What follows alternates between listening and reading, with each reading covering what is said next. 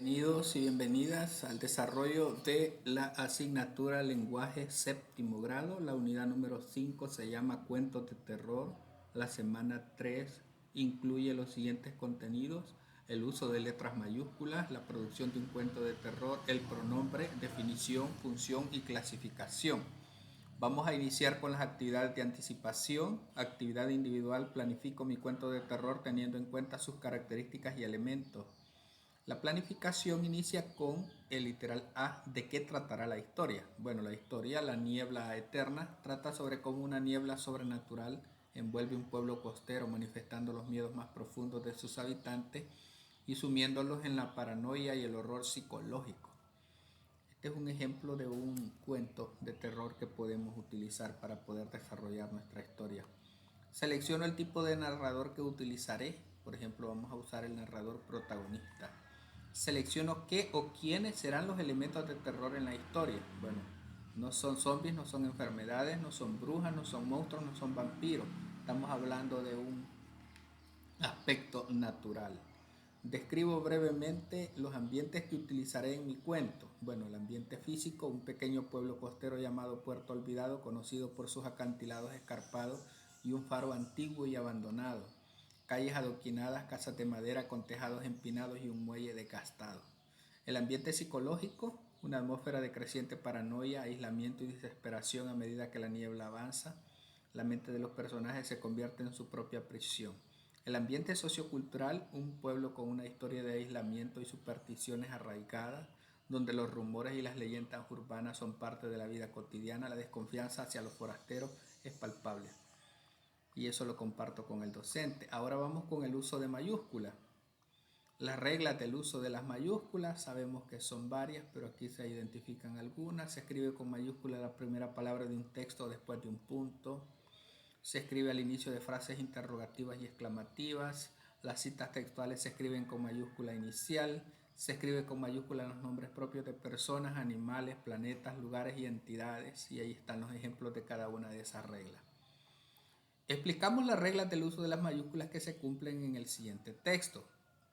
No puedo catalogar el valor de los trofeos que adornaban el museo que preparamos en la casa donde vivíamos.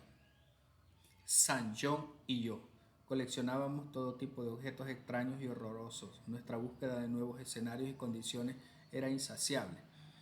Bueno, aquí dice que las reglas de mayúsculas que se cumplen son: 1. Al inicio de la oración, la primera palabra de cada oración comienza con mayúscula. No puedo catalogar, coleccionábamos todo tipo, nuestra búsqueda de nuevo. Y 2, los nombres propios, personas, los nombres y apellidos de personas, por ejemplo aquí en San John. Vamos con la producción de un cuento de terror. Continúo. ¿Quién será el personaje principal de mi cuento? En este caso, el protagonista. Describo las características y cualidades del personaje principal. Tiene determinación, muestra una fuerte voluntad al decidirse a enfrentar la niebla y buscar una solución en el faro a pesar del terror y la desesperación que lo rodeaban.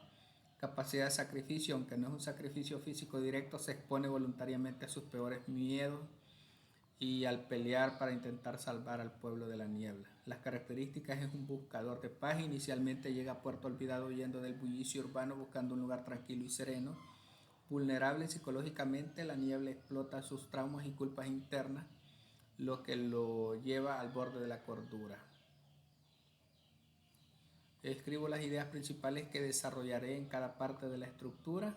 Inicio: la búsqueda de paz se topa con una antigua leyenda. El protagonista llega a un pueblo aislado huyendo del ruido, pero se encuentra con el presagio de una niebla sobrenatural.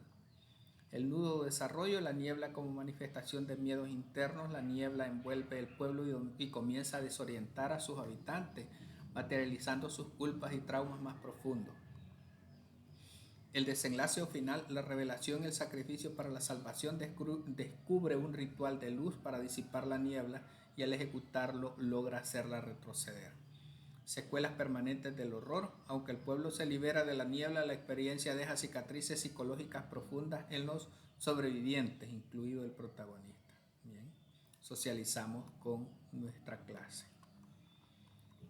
Y luego vamos con los pronombres. Observamos la imagen.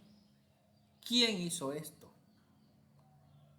él, ella, este, esa, ese, aquel. Yo no fui. La palabra él, ella, este, esa, ese, aquel y yo son pronombres. Este tipo de palabras sustituyen el sustantivo o nombre, es decir, que se utilizan para hacer referencia a alguien o a algo. En concreto, los pronombres son palabras que cumplen una función similar a la del sustantivo o grupo nominal. Los pronombres no se comprenden por sí mismos, solo en contexto. Y aquí tenemos la clasificación de los pronombres, tenemos los demostrativos, los personales. Dentro de los demostrativos sabemos que indican seres y objetos sin nombrarlos. Dentro de los personales sustituyen al nombre. Los interrogativos y exclamativos se utilizan en preguntas directas o indirectas y en oraciones exclamativas. Los posesivos se utilizan en lugar del nombre para hacer referencia a la propiedad de algo. Los indefinidos se refieren a seres o cosas cuya identidad o cantidad no es exacta. Los relativos hacen referencia a alguien o algo que no se ha mencionado antes en el discurso. Y identificamos y clasificamos los pronombres que están presentes en el cuento El Sabueso de la actividad 7 de la semana 2, es decir, la semana pasada, y los socializamos con la clase.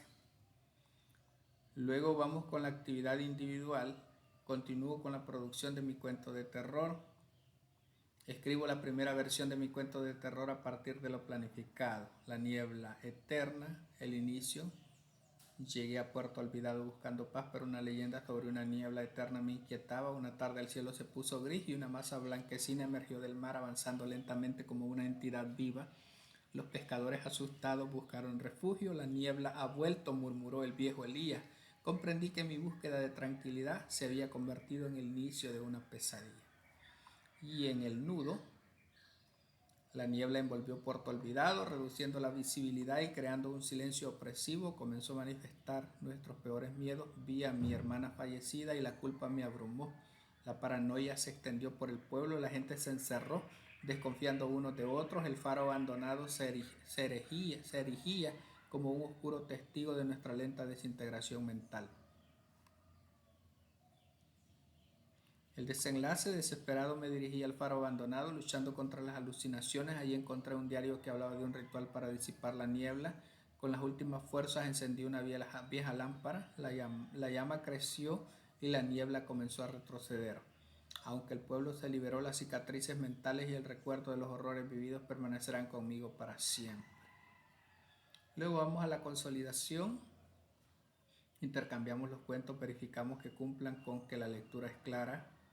Presenta solo un tipo de narrador, describe los personajes y el elemento de terror, la historia se comprende, se ha empleado correctamente las mayúsculas y los pronombres. Escribimos en hojas de papel bond en el cuaderno la versión de nuestros cuentos y los ilustramos y publicamos. Luego comparto mi cuento de terror con familiares y amistades e investigo qué es una crónica. Esas son, en términos generales, lo que considera esta semana los contenidos que se van a estar desarrollando de lenguaje para séptimo grado, unidad 5, semana 3. Ha sido un gusto, saludos y bendiciones para todos.